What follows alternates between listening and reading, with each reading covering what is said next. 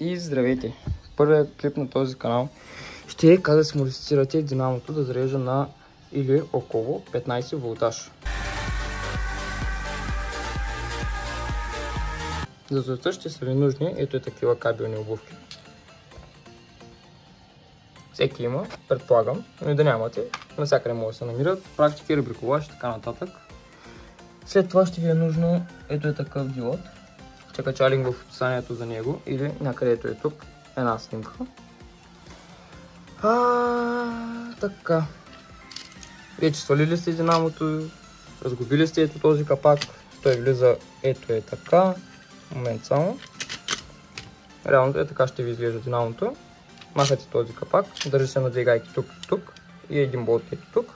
Сварите го и имате това. Oh my God! Wow! Това ви е регулатора.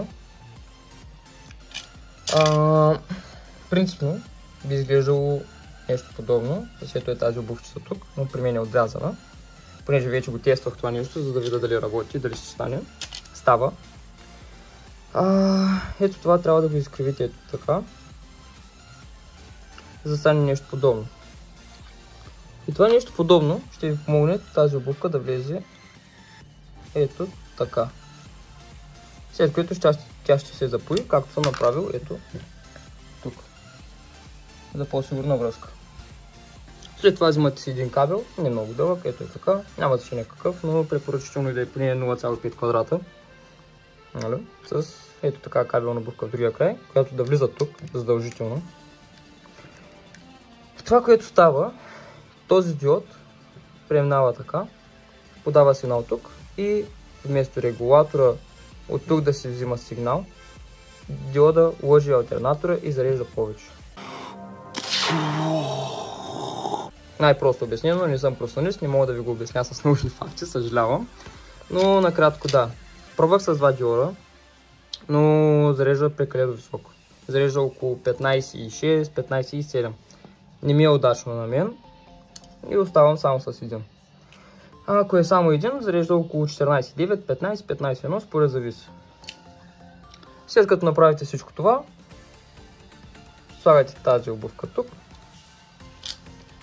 слагате капака тук, момент само, и то се получава нещо подобно.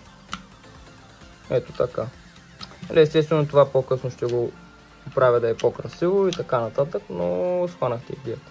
Не е трудно, лесно е и е бюджетно. Този диод мисля, че струва около 10 стотинки. Работата по това нещо е около час. Ако не сте си свалили динамото, ако знаете как да си свалите динамото лесно и бързо, е около 20 минути грубо. Но работи. По-късно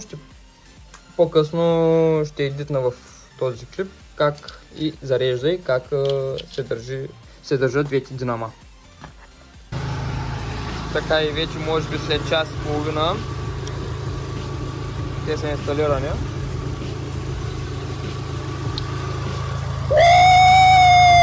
Yeah, baby! Това е в покой, без никакви консумативи.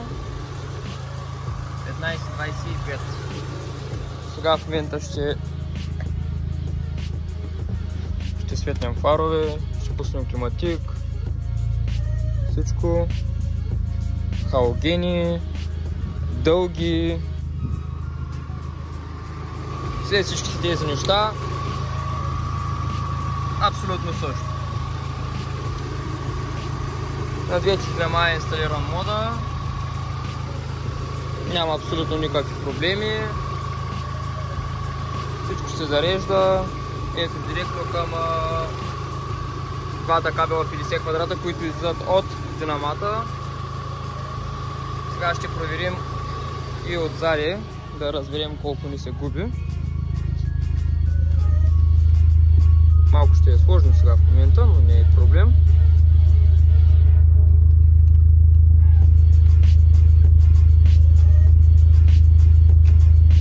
Това е отзад на лития. Губят се около 0,2 волта, което мисля, че е приемливо.